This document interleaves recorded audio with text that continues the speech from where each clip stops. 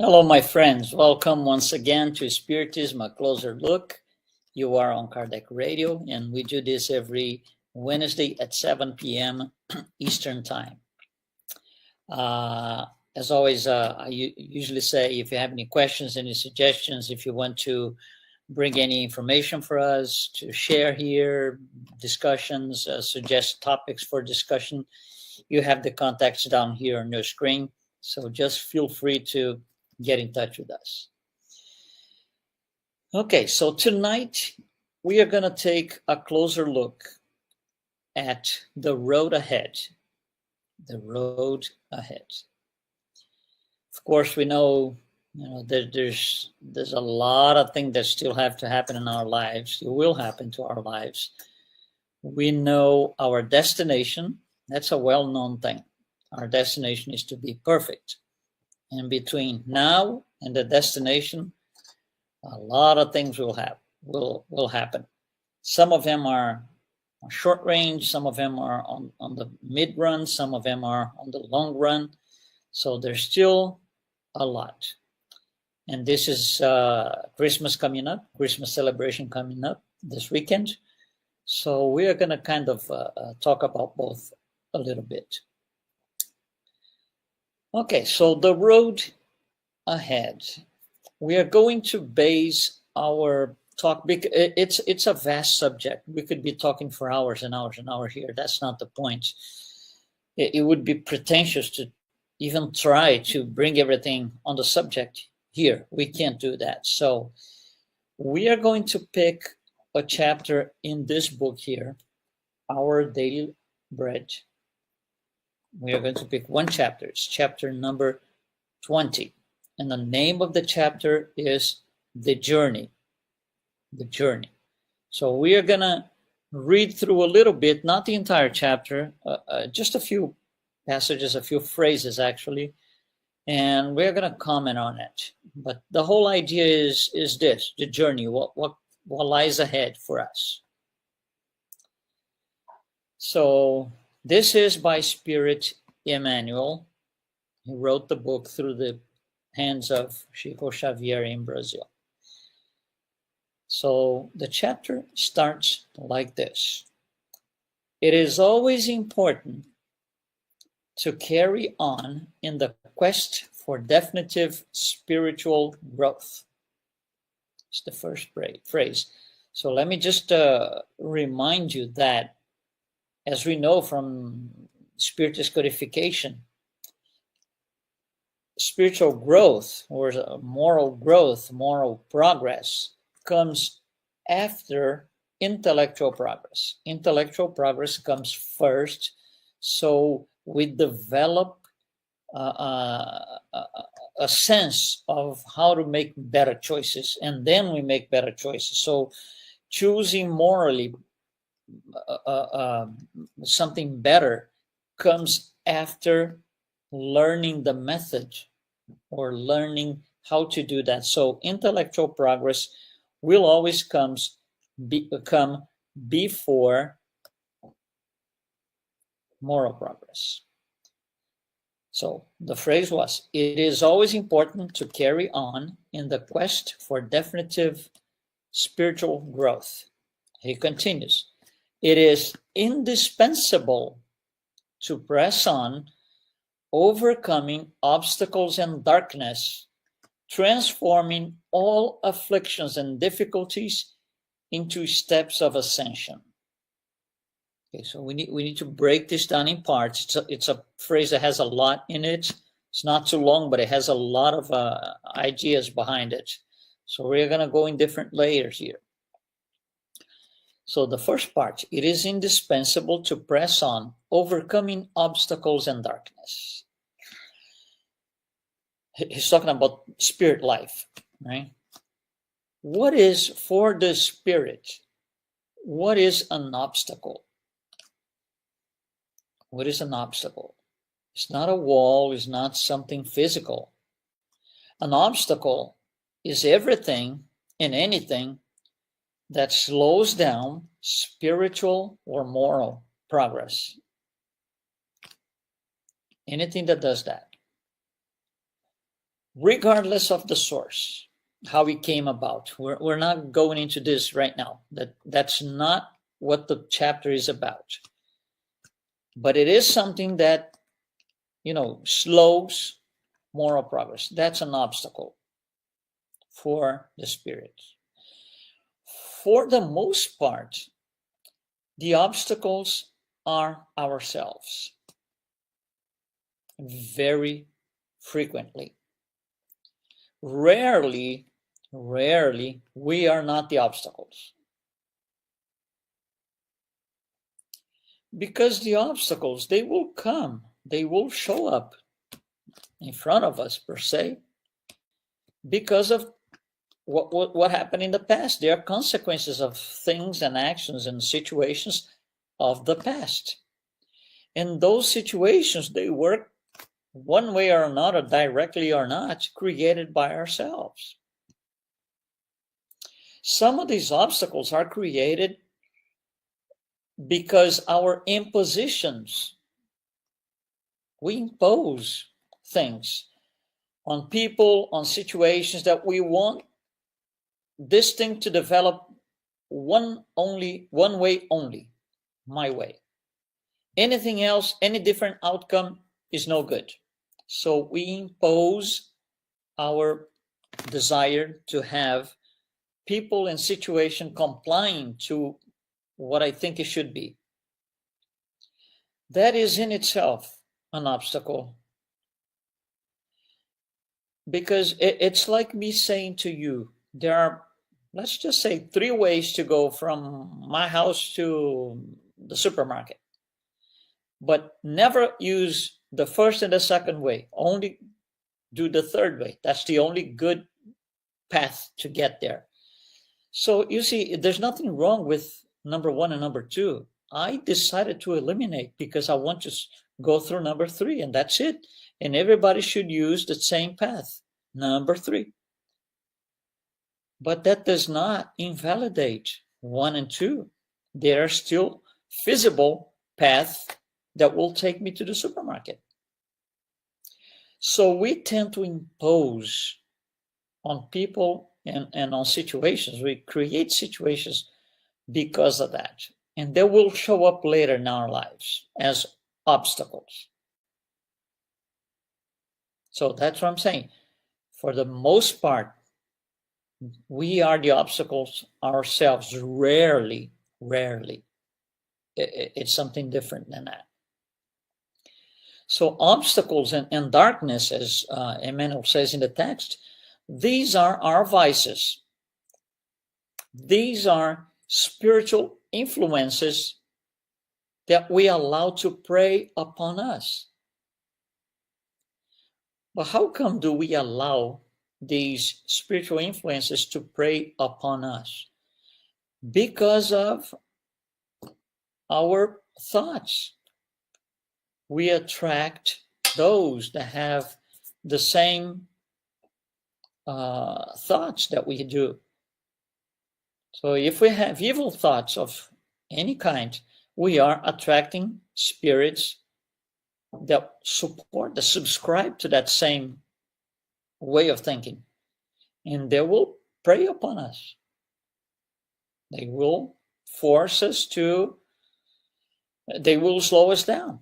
They will slow us down because now we have to deal with a completely different situation, unexpected situation. It's like, for example, if you go from here, you take your car and you go into a highway and you get a flat tire, you're still going to go ahead, but you have to stop for 10 minutes, 15 minutes to get the tire fixed, replace it, and go ahead. So when the tire as the tire has to be fixed, that time you're not going ahead. You're just dealing with a situation.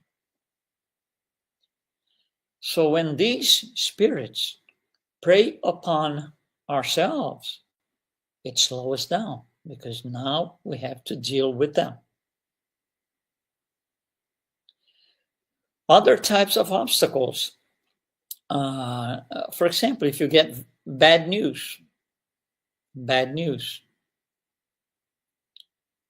family illness, family death, anything in that sense, loss of loved ones.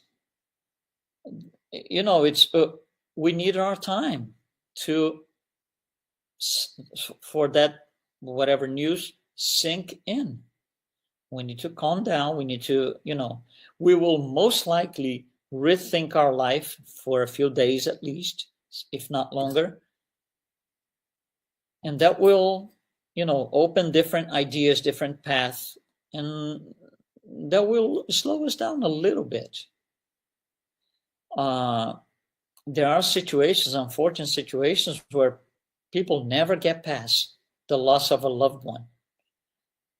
For example, when they were very young or kids, they lost a father, a mother, or somebody really close, a loved one, and they have a hard time overcoming that.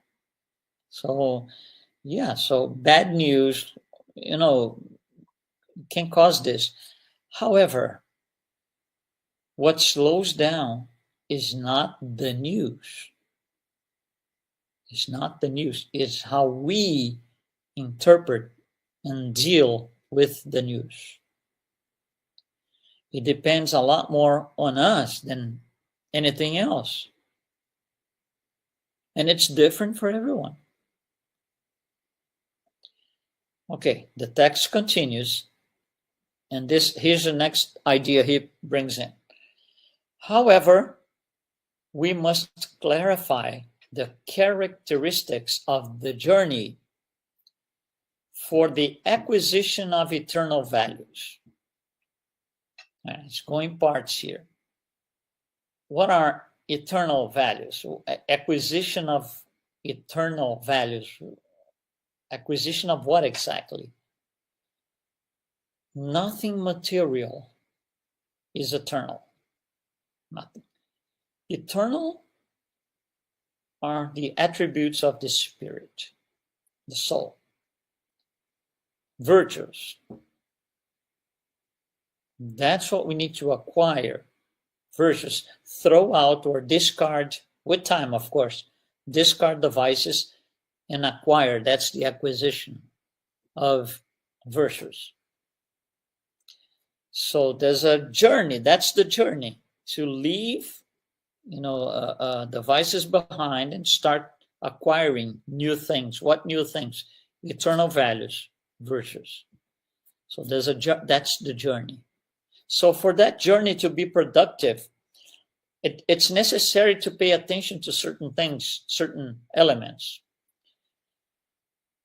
For example, searching for your potential or potentials not necessarily includes having a vast financial wealth. Not necessarily includes having a position of power. It could or could not. It's irrelevant, because these are temporary situations that you deal with in the material realm.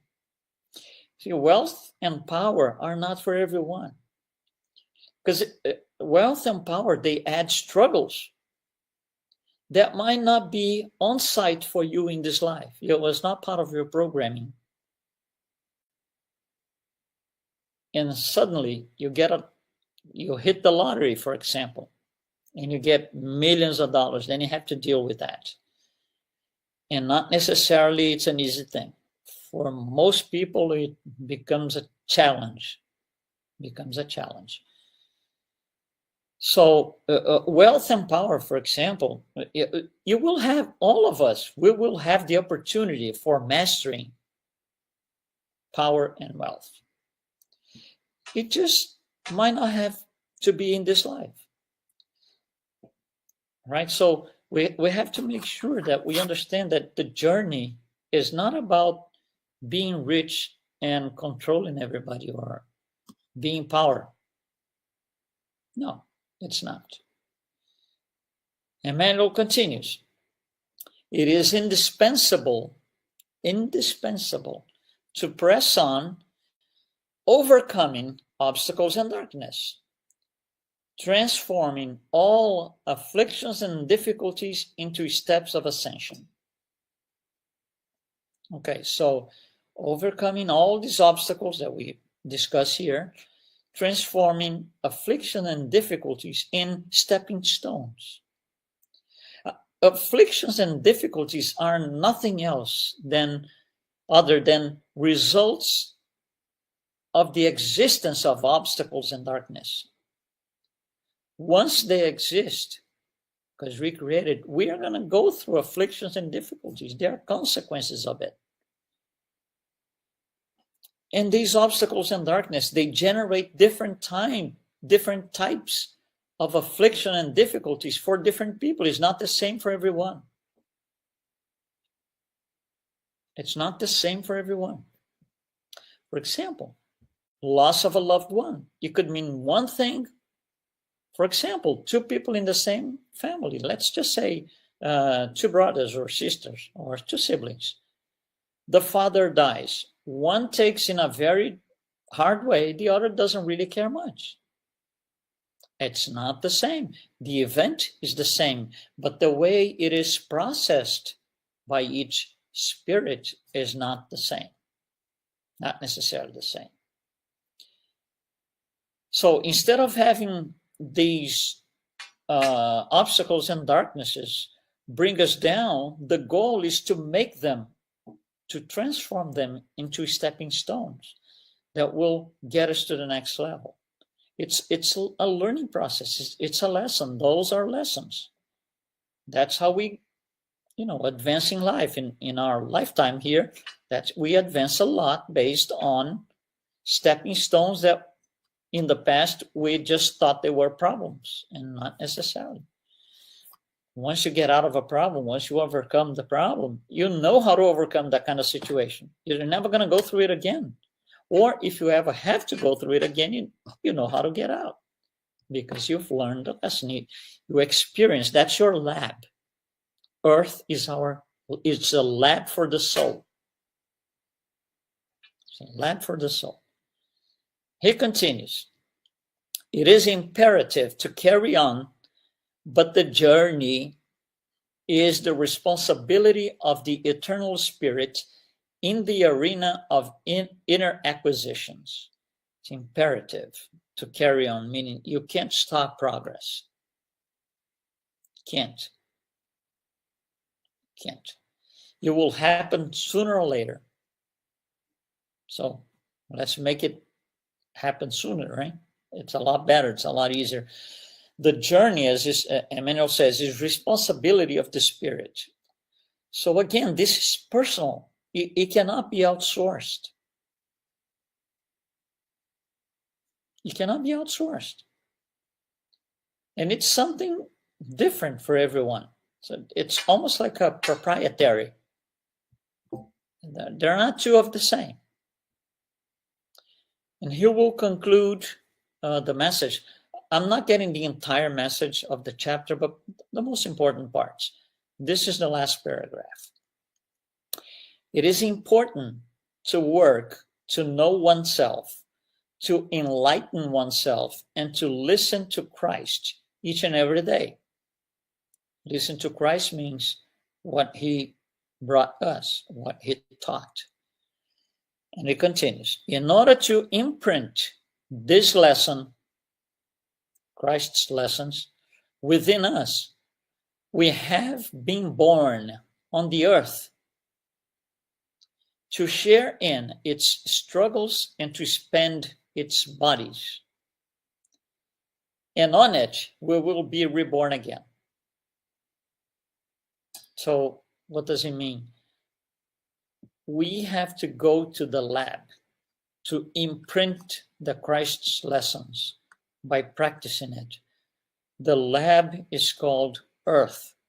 It's a planet, it's an orb for spirits that need to go to a lab to undergo trials and expiations. That's our lab. And it's very clear to imprint the lesson within us, not in the brain. It's not a brain thing. It's a soul thing. And he tells us we need to reborn again. We will be reborn again because it's too much to do in one lifetime. We can't. We have to do in baby steps. So we come back a little bit at a time. We are going to develop our ability to learn more about the things of the soul, a little bit more in each life, until we get to perfection, until we retain all that knowledge. So that's what the road ahead is. And of course, like the message says, we need to work on it. It cannot be outsourced. Certain things will happen faster, just maybe next month, certain things later in life, certain things on another life or other lives that will be ahead of us. And in talking to short range, this week here is a celebration week. We're celebrating several different things. Christmas for some, Hanukkah for others, New Year's for most people because of the economy is based on a Christian calendar. So it's a time for celebration. It's a time. It's the holiday, right? Party, and that's another thing. We once a year we go to these parties, right? It only happens once a year, a Christmas party. And then it's a family thing. Essentially, it's a family thing. So families got together. We have the opportunity to see people that we only see once a year, or rarely, not even once a year, because different people live in different places, countries, states, cities. So we don't have the opportunity to see all of these people in a regular basis. So we will see people that we haven't seen for a year or more. And then there's always that family member that we don't like. You say, that person's going to be there. Oh, please don't do this. Don't do that. That person is your stepping stone. That is the stepping stone right there, right there. You see, the party is not about ourselves being the center of attention, because in a way that everyone has to comply to what we desire on the party. I desire that these 3 people don't show up. No. If those 3 people are in your list, or blacklisted, if you will, right? It means you have three stepping stones in there, at least 3. Those are opportunities. Those are the family members that will make us understand that there is a struggle, and the struggle is within, is not the person. Because the person might be in the party, and you are in the party. You look at the person, and it triggers you something that you don't like. And the person might be not even looking at you, didn't even see you. So you see, it's an internal thing. It's a thing of the soul, like Emmanuel says. It's something within. So that is our stepping stones. These are the people we need to approach, and start with a saying hi or something. Well, we haven't seen in a little while. Oh, last time I saw you was 2 years ago, 3 years ago, or even more, whatever. They're not going to bite. They're not going to bite. It depends on how you approach them. Approach with your heart, not with your brain and full of strategy and all the answers, all the ifs. So if he does that, I'm going to reply this way. If this, no. This is brain. Christmas celebration has nothing to do with brain. It has to do with the heart. We are celebrating, obviously, we already know this, we hear this every year, but we are celebrating much more than the birth of a certain person, okay? Which is, we don't even know what date that was. But regardless, we're celebrating the values that were brought to us by him. We are celebrating the values. We are celebrating the opportunity to be on the road ahead, seeking to align with those values. They were well established, well demonstrated, and well taught by him. He brought everything to us. So now it's for us to make them stepping stones. Nothing that he said is contrary to being on the way to perfection. Of course, at the time, a lot of people didn't understand, put him on the cross. Don't do this. Because every time we disrespect somebody in the party, for example, that we are all going to go throughout the next couple of weeks, don't disrespect everyone. You're in the party to celebrate the values. So celebrate yourself, your accomplishments, the values that you incorporated in the past year, in the past, few months or so. Incorporated within. It's in your soul. Things that you learned, not with the brain, with the heart. Situations that you had to deal with that made you think or rethink, oh, this and that. Okay, these are all accomplishments. All of us, we are on our best incarnation ever. So why not celebrate if this is the best we've ever known? Right? So when we go to celebrate with our family members and so, let's celebrate it. Let's celebrate it.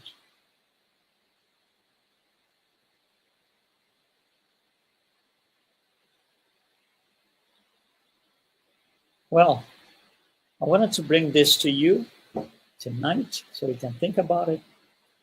Go ahead, enjoy. Enjoy it with your family members, with all of you, that people that you haven't seen in a while.